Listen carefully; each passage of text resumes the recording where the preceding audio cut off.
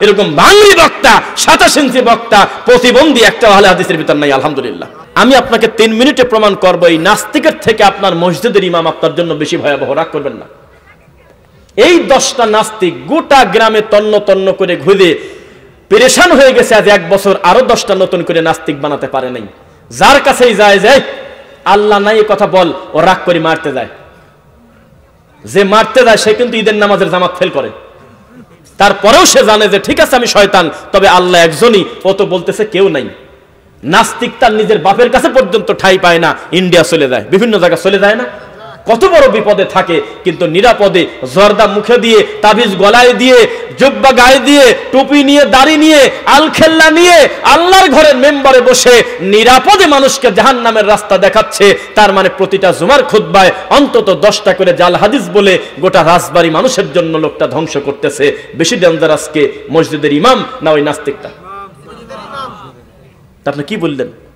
এত সহজ ওই নাস্তিক আর একটা নাস্তিক বানাতে পারবে না, কিন্তু জুমার খুতবার একটা বয়ানের মাধ্যমে হাজার হাজার তাওহীদপন্থী মানুষকে উনি কটু কথা বলে ফেললো। হাজার হাজার মানুষের ভিতরে কোরআন সুন্নাহর প্রতি একটা রাগ পোষণ করায় দিল। একটা জুমার খুতবায় আল্লাহর নবীর প্রতি কটু কথা বলে হাজার হাজার মানুষকে তিনি শিরকের রাস্তা দেখায় দিল। আছে কিনা? তবে আমি কিন্তু একটু আলাদা, আমাদের ভিতরেই হতে পারে, আপনি হতে পারেন, আমার এই ভাই হতে পারে, আমরাই তো এক একজনের এক এক বুঝ। এক এক বুঝ কি জানেন? এক একজনের এক এক বুঝ হলো যে ভুল করলো না করে একদিন ঠিক হবে, সহজে বলার দরকার নাই, কিন্তু আমি তা বিশ্বাস করি না। কেন?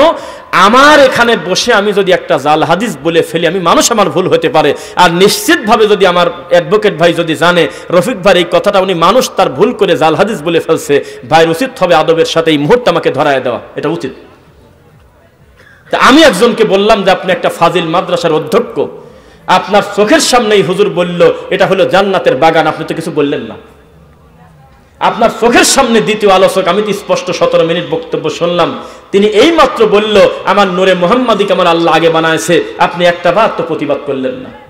এই হুজুর কেবল বলল মোনাজাতের সময় আপনারা বলবেন বেহাক্কে লা ইলাহা ইল্লাল্লাহ বলে মুখ মুছবেন, আপনি একটা বারও তো প্রতিবাদ করলেন না। এই হুজুর কেবল বলল নির্দিষ্ট দিন না, এমনিতেই যদি কেউ 41 দিন, 10 দিন, 5 দিন, 7 দিন দিন ধার্য না করে যদি কেউ কুলখানি করে তো দোষের কিছু না, একটা বার আপনি প্রতিবাদ করলেন না। তখন আমাকে জবাব দিচ্ছে উনি, মুখের পর কিছু বলা যায়? মনে কষ্ট পাইত লোকজনের সামনে একটা আলেমকে খাটো করা যায়? পরে যখন একা রুমে পাইছি তখন আমি বলে দিছি কয়টা কথা। তখন আমি বললাম এই লোকটা মঞ্চে থেকে নামার 10 মিনিট পর মরে যেতে পারতো কিনা, এটা আল্লাহর ইচ্ছা হতে পারতো কিনা? ইযা জাআ আজালুহুম লা ইস্তাখিরুনা সাআতাও ওয়া লা ইস্তাকদিমুন। টাইম হয়ে গেছে, হুজুর মরে গেছে, হতে পারে না?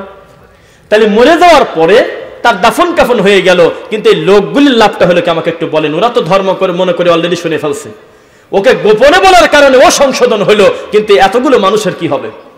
আর এখানে যদি বলতেন হুজুর রাগ করবেন না, আল্লাহর নবীও কোনোদিন বাম হাত দিয়ে পানি খাইছে, কোন হাদিস খুঁজে পাই নাই, আপনি কে?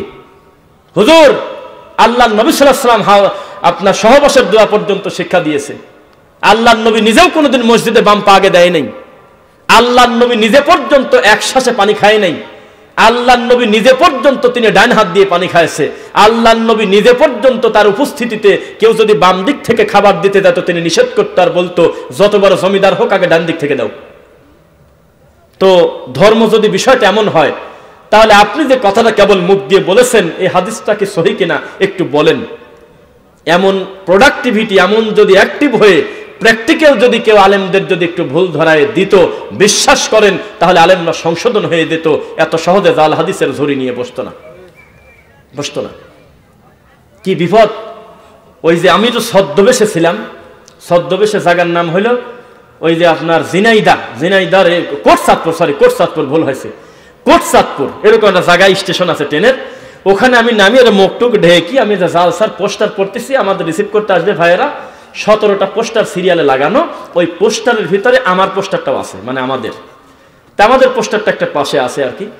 তো পোস্টার আমি পড়তেছি, দেখে হয়তো ট্রেন আসতে দেরি, আরো কিছু মুরব্বী ভাই ওরাও পোস্টার পড়তেছে, বক্তার নামগুলি পড়তে তখন বলতেছে একটা মুরব্বী, সব জালসাই কত সুন্দর হালকায় জিকিরের আয়োজন আছে, শুধু এই জালসাটাই ল্যাংটা, সরাসরি ওয়াজ হবে। মানে আমি যে বক্তা যে জালসার, ওখানে তো বাদ মাগরিব হালকায় জিকির পরিচালনা করবেন এই কথা লেখা নাই, ওখানে শুধু লেখা আছে আলোচক বৃন্দ, তাদের নাম সিরিয়াল করা। তো উনি খুব মন খারাপ করলো যে এটা আবার কেমন ওয়াজ, যে জালসায় আমার রবের নামের জিকির হয় না, সেটা কেন ওয়াজ হলো নাকি, এটা উনি বলতেছে। কারণ আমিও তো চুপ করে বসে আছি, তাই বললাম যে কাকা কত বছর যাবত আপনি হালকা জিকিরের সাথে পরিচিত? যতদিন বুদ্ধি হয়েছে তারপর থেকে তো দেখে আসতেছি। আমি বললাম আমার তো চিন্তা সে জায়গায়, এই হালকা জিকির তো মোটা হলো না কোনোদিন, খালি হু হু মারিয়ে যাচ্ছেন, এর দ্বারা তো জাতির কোনো কল্যাণ হলো না, কিচ্ছু লাভ নেই। আপনি কি বোঝাতে চাচ্ছেন মানুষকে? এভাবে মানুষের ভিতরে ভয় ঢুকাচ্ছেন কেন? এভাবে ভয় হবে না। তাকে জাহান্নামের ভয় দেখাতে হবে ওহির বিধান দিয়ে, জান্নাতের আশা দিতে হবে ওহি দিয়ে, পরকালমুখী করতে হবে ওহি দিয়ে। ওহির বাইরে আপনি যতই কান্নাকাটি করেন আর হু হু জিকির করেন, এর দ্বারা মানুষের কোনো কল্যাণ হবে না। জীবনে আমার নবী একসাথে 5 জন সাহাবীকে জড়ো করে বলে নাই আরো জোরে লা ইলাহা, এই কথা বলে নাই, কোনোদিনও বলে নাই, জিন্দেগিতে বলে নাই আমার নবী যে আমি একটু পানি খাই নেই, টান ধরে খয়রাত, আর এক গ্রুপ হলো খয়রাত খাবো, তবে এটা মিলাদ পরে কুলখানি করার মতো করবো না, জিকির মাহফিল করে খাবো। কি করবে? জিকির মাহফিল। দেওবন্দি মাদ্রাসার ছাত্ররা ওরা শহীদ মিনারে কোরআন মাজিদের খতম পড়ছে, শুনে দেখেন, টাকা যারা অনলাইন থাকে জানেন, দেখছেন শহীদ মিনারে ফুল দিলে বলে শিরিক হয়, তো ওরা শিরিকটা তোলার জন্য কোরআন হাতে করে নিয়ে যা বাচ্চাদের গোল হয়ে বসে বলতেছে খতম করে দাও। তো নদীতে থাকবো কেন, সমুদ্রে ঝাঁপ দেই। বোঝা যাচ্ছে জাহান্নামে যেহেতু যাওয়াই লাগবে, আবু তালেবের মতো যাবো কেন, ফেরাউনের মতো যাই, বুক ফুলিয়ে কোরআন পড়তে পড়তে শয়তানি করি, এটা তাদের দাবি। এরকম কোনো কথা আছে যে যেখানে কোনো একটা বিদাত চালু হয়েছে সেখানে তুমি আর একটা বিদাত শুরু করো? ওখানে কি কোরআন পড়তে হবে? যায় ওই ঠিক একই জায়গায় যায় যে জায়গায় শহীদ মিনার স্মৃতিসৌধ, সেম জায়গায় বসে কোরআন পড়তেছে। আব্দুল্লাহপুর ব্রিজের নিচে কোরআন পড়তেছে কেন? মাদ্রাসা জায়গা নেই কোরআন পড়ার। ওখানে গিয়ে কোরআন খুলে তারা কোরআন পড়ে বলতেছে আমরা জিহাদ করার জন্য আসতেছি, নরেন্দ্র মোদীকে ঢুকতে দেব না। এটা হলো আমাদের দেশের আবেগ। আমাদের এই দেশের মুসলমানের কাছে জীবন দেওয়ার চাইতে টাকলুর উপরে কাপড় পরা কঠিন। আমাদের এই রাজবাড়ির মুসলমানদের কাছে মানুষের জীবন দিয়ে দেওয়া, জীবন নিয়ে নেওয়ার চাইতে দাড়িটা টানি বড় করা কঠিন। আমাদের এই দেশের মানুষ ফিলিস্তিনে যায় জীবন দিতে পারে, কিন্তু ল্যাপটা টান দিয়ে উঁচু করে ফজরের নামাজ পড়তে পারে না। এইরকম রুগীকে নিয়ে আমার আদনান ভাই যেতে চাচ্ছে, খুব মন খারাপ করে আমাদের গালি দিচ্ছে যে থুতু দেয় বা কিছু করে টরে, যে এগুলি করে। এসব কোনো কথা, কোনো মুসলমান কোনোদিন ইহুদির পক্ষে আছে এরকম দেখছেন? কোনোদিন দেখছেন বলেন? এটা অহেতুক কথা। আসলে কোনো আহলে হাদিস হানাফি মালিকি না। আপনি যদি আমাকে বলেন যে গিয়াসউদ্দিন তাহিরি কেমন, আমি বলবো যে ব্যক্তিগতভাবে তার সাথে আমার শত্রু নাই, ধর্মীয় দৃষ্টিতে উনি আবু জাহেলের খুব কাছাকাছি, এটা আমি ধর্মীয় ব্যাপারে বলবো, কিন্তু ব্যক্তি হিসেবে তার সাথে আমার কোনো কটু কথা নাই।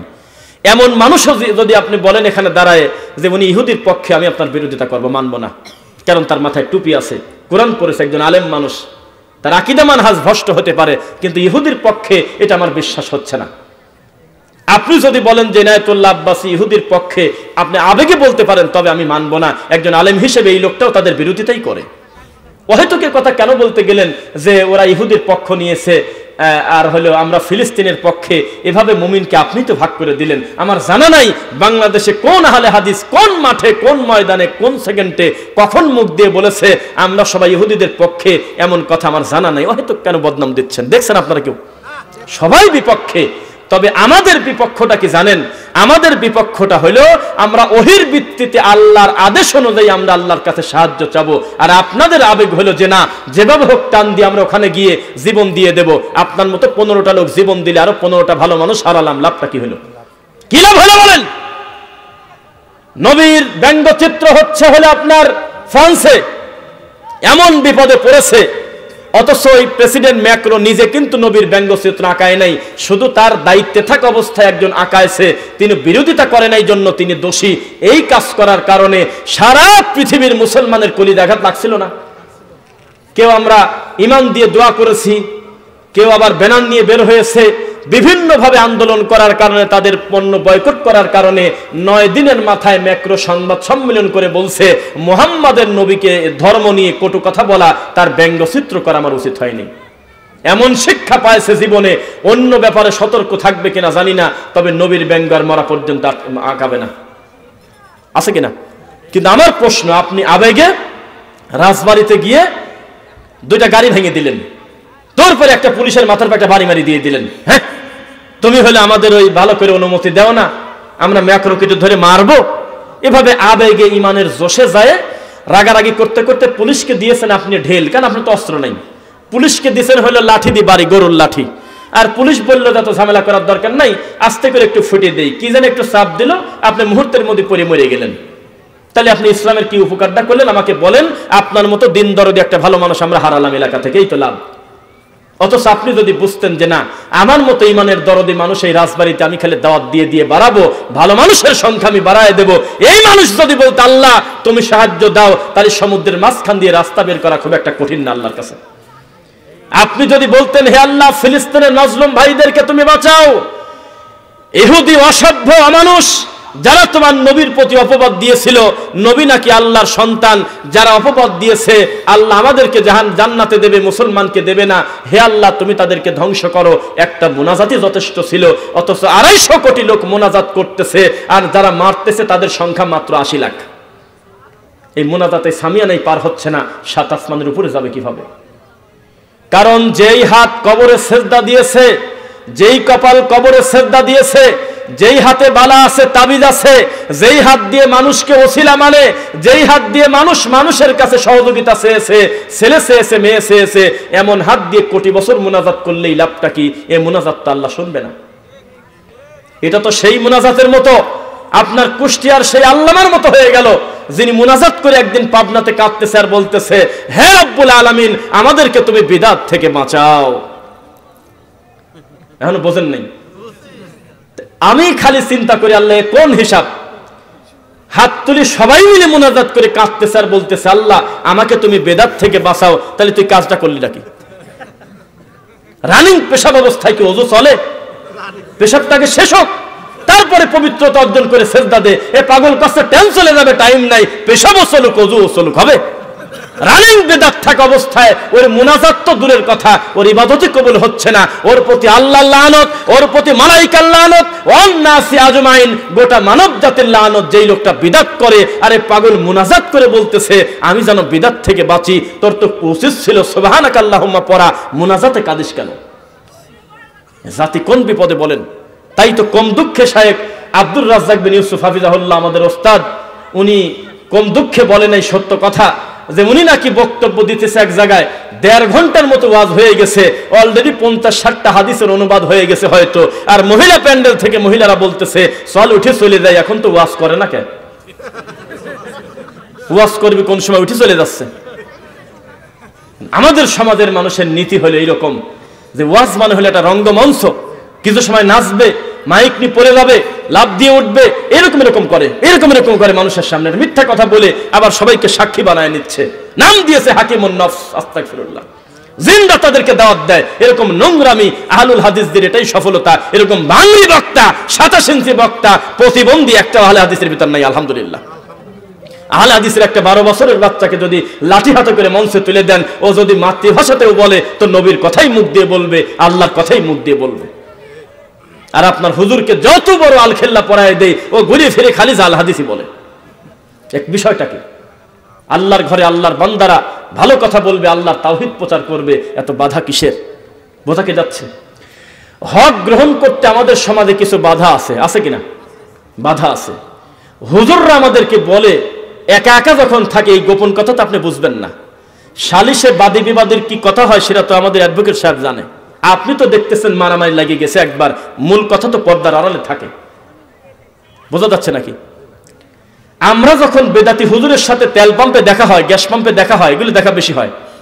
যখন আমরা ফ্লাইটে দেখা হয়, ট্রেন লাইনে দেখা হয়, তখন আমরা কথা বললে সেই কথা যদি রেকর্ড করে মাঠে ছাড়িয়ে দিতাম, তাহলে আপনারা বলতেন হায় রে বেদাতি, তুই এত খারাপ, তুই মাঠে এসে এত গালাগালি করিস। আর রফিক বিন সাইদের সাথে দেখা হয়, তুই কফি খাওয়ালি আর বললি আসলে আপনারা ঠিকই আছেন, আমাদের উচিত ভালো কথা বলা, কিন্তু জাতি তো মানে না। এটা বলে, তা বলে দাঁত তরমুজের বিচির মতো দাঁত টকটাকা হাকিমপুর মারতেছে আমার চোখের সামনে। এমন লোক আমাকে হাত ধরে ওয়াল্লাহি বগুড়া সিএনজি পাম্পে বলতেছে আসলে নামাজের পর মুনাজাত নাই, আসলে আহলে হাদিসরা কোরআন এবং সহিহ হাদিস বলে, এটা আমরা অস্বীকার করতে পারবো না। অথচ সেম বক্তা জালসার মঞ্চে সুযোগ পেলে 2টা কটু কথা বললে আহলে হাদিসদের বিরুদ্ধেই বলে। কারণ সে জানে এ জাতির ইমোশন নিয়ে যদি খেলতে হয়, জাতিকে যদি খেপায় দেওয়া লাগে, তাহলে আহলে হাদিসদের বিরুদ্ধে ছাড়া আর কোনো পথ নেই। কথা বোঝা যাচ্ছে? ডক্টর জাকির নায়েককে যদি গালি না দেই, তাহলে আমি কিসের বক্তা? এটা মানুষের নীতি। বোঝা যাচ্ছে আপনাদের? তা আহলে হাদিসদেরকে নিয়ে যারা এই সমস্ত কটু কথা বলে, তারা কিন্তু হিজবুত তাওহীদ ঠেকাতে পারে নাই। ঠেকাতে পারছে? হিজবুত তাওহীদ কিন্তু ডেলিভারি হয়ে গেছে। তাওহীদের গ্রুপ, কত সুন্দর নাম, হিজব দল, তাওহীদ, তাওহীদের দল। নবীর সালাতকে নিয়ে ব্যঙ্গ করে মিলিটারির নামাজ বানায়ছে। বলেছে নামাজ হলো মিলিটারি ট্রেনিং, মহিলা পুরুষকে কোথায় দাঁড়াবে এটা বড় কথা না, টাকনুর উপরে পড়বো না নিচে পড়বো কাপড় সেটা বড় কথা না, বিড়িকে খালো না খালো এটা তার ব্যাপার, এটা কোন ইবাদতের কিছু না, মেয়েদের মুখ খোলা থাকবে কি না থাকবে এটা কোনো শরীয়তের বিষয় না, গান বাজনা হারামে কথা আছে কোন জায়গা, দাড়ি রাখতেই হবে এমন কথা কে বলেছে, এটা তো কোনো বিষয়ই না, এমন কটু কথা যারা বলে, এরকম তাদের দলে লাখ লাখ লোক এই কুষ্টিয়া রাজবাড়িতেও আছে কিনা? তো কই এতগুলো মুফতি ফতোয়া দিয়ে ঠেকাতে পারছেন? এখন আবরার যদি বলে তেমনি বললে সমস্যা কি? দেখেন যুক্তি তো আছে কথায়। আবরার যদি বলে যে ইয়াবা খাওয়ার তো দলিল না, ওটা হালাল, হেও তো খায়। আবরার যদি বলে ইয়াবার হারাম, তার দলিল কোন জায়গা বা নেশা? তাহলে হিজবুত তাওহীদ বলবে না কেন? সুযোগ দিচ্ছি না আমরা? সুযোগ দিচ্ছি কিনা বলেন? এতগুলো মুফতি, আমাদের দেশের মুফতিরা কিন্তু সবাই একমত। দেখবেন চার দোকানে বসে হুজুর হুজুর কত সুন্দর মিল। একবার যদি কোনো সালাফি আকীদার হুজুর সেখানে যায় বসে, মনে হয় মামা শ্বশুর আসছে, ভাসুর আসছে, একবার জবান বন্ধ ফুলে যাবে যে এই মুহূর্তে আমাদের ভিতরে একটা ইহুদের দালাল ঢুকে গেল। ইমানের পাওয়ার কত তাদের! এত বড় ইমামের পাওয়ার দিয়ে মসজিদ কমিটির সভাপতির সুদ খাওয়া ঠেকাতে পারেনি। পারছে? ইমানের জোরে গ্রাম থেকে ঘুষ তুলতে পারে নাই। ইমানের জোরে আমাদের এই সোনার যুবক ছেলেরা ধ্বংস হয়ে যাচ্ছে নেশাদার দ্রব্য খেয়ে, এই নেশা ঠেকাতে পারে নাই। কিন্তু আমিন ঠেকানোর জন্য জীবন দিতে প্রস্তুত আমাদের হুজুররা। আছে নাকি? বুকে হাত মনে হচ্ছে মারিই নিচে নামা দিবে, বাইরেই মনে হয় নিচে নামাবে। দরকারটা কি? দলিল দিয়ে নামান, কালকে সকালে নামাই দেবো। সকালে বললাম কারণ নেশা তো পরে ফেলছি, সকালে নামাই দেবো আমরা। খালি একবার প্রমাণ করেন হাদিসের ভিত্তিতে হাতটা নাভির নিচে ছাড়িয়ে দেওয়া, আরে হাত দরকারে কাটিয়ে ফেলা দেবো। দলিল কই আছে নাকি? দলিল নাই, কিছু নাই। হয়তো আপনি মানুষকে গালাগালি করবেন, ব্যাপারটা কি? দলিলের ভিত্তিতে মানুষকে বলেন, চিন্তা করবেন না কবরে সিজদা দেওয়ার দলিল আমরা পেয়ে গেছি, আমরাও দেব, কিন্তু দলিল কোন জায়গা আছে? কোথাও? দলিলের ভিত্তিতে কাজ করতে হবে। ইমাম আলেম ওলামাকে যদি এক জায়গা করতে চান, তাহলে সমস্ত ইমামকে বলেন আগামী কালকে একটা আহলে হাদিসের হুজুরের বিচার হবে, আপনারা কি কোথায় আছেন? খুশি মনে চলে আসবে। একটা মসজিদ ভাঙতে হবে, সেই মসজিদে জোরে আমিন বলে, সেই মসজিদে বাংলা খুতবা দেয়, মানে মাতৃভাষায়, ওই মসজিদে আল্লাহর তাওহীদের কথা বলা হয়। তোমরা কি কেউ ভাঙার জন্য আসো? হুজুর বলবে আমি সরাসরি ফেস হলে খারাপ দেখায়, আমি 10টা লোক পাঠাবো, চলে দাও। যে তাই করবে। আমরা ফুটেজ দেখেছি, ওখানে টুপিওয়ালা লোকই আল্লাহর ঘরে ভাঙছে, টুপি মাথায় দিয়ে দাড়িওয়ালা লোকই তারা আল্লাহর ঘরটা ভাঙছে। আমরা তো দেখেছি। বিষয়টা কি? তার মানে লা ইলাহা ইল্লাল্লাহ বুঝতে পারে নাই, অথচ নবীকে আল্লাহ বলতেছে ফাআলাম আন্নাহু লা ইলাহা ইল্লাল্লাহ, আপনি আগে ওই জ্ঞান অর্জন করেন যে আল্লাহ ছাড়া কোনো সত্য ইলাহ নাই। বোঝা কি যাচ্ছে আপনাদের? তাহলে আল্লাহ ছাড়া সত্য ইলাহ নাই, এটা বিশ্বাস করেন আপনারা? করেন তো? এইটার উপরে যেন আমাদের আল্লাহ মৃত্যু দেন।